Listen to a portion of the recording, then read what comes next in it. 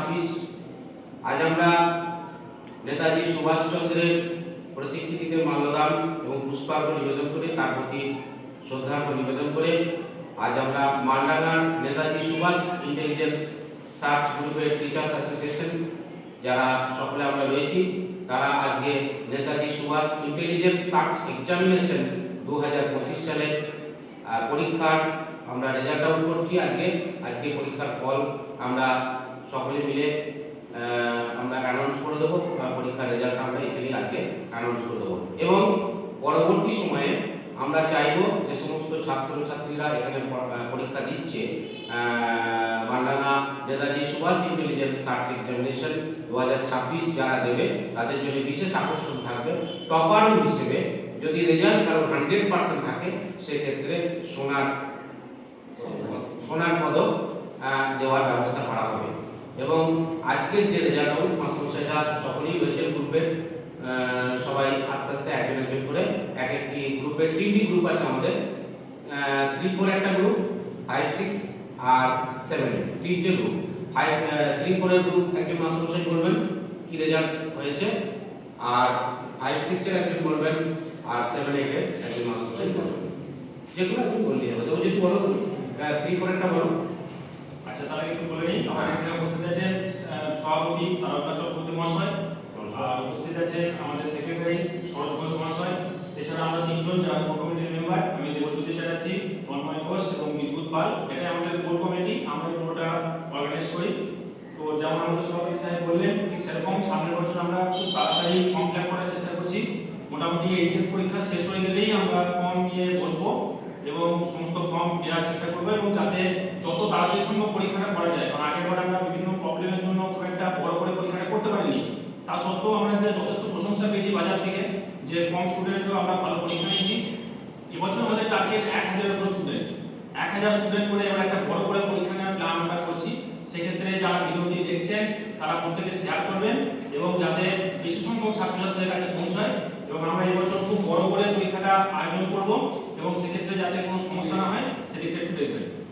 তো আমরা আপাতত সর্বপ্রথম আমি 3 এবং 4 গ্রুপে ফার্স্ট সেকেন্ড থার্ডের নাম ডিক্লেয়ার করছি।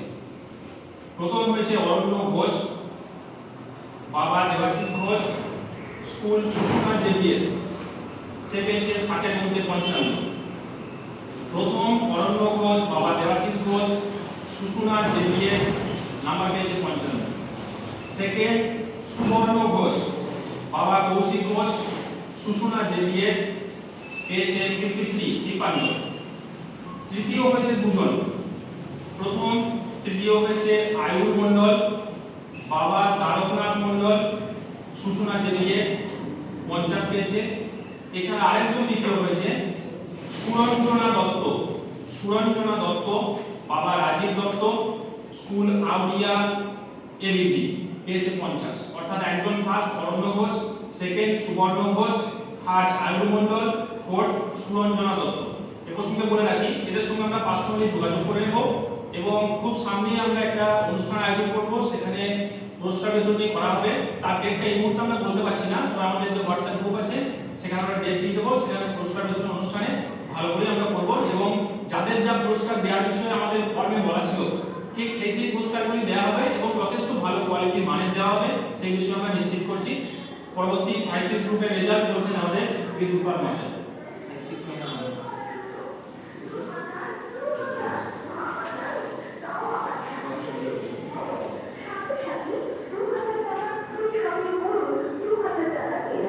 সাব-জুনিয়র গ্রুপ 5-6 এ প্রথম স্থান অধিকার করবে অঙ্কিত চ্যাটার্জি, আর প্রাপ্ত নাম্বার 59।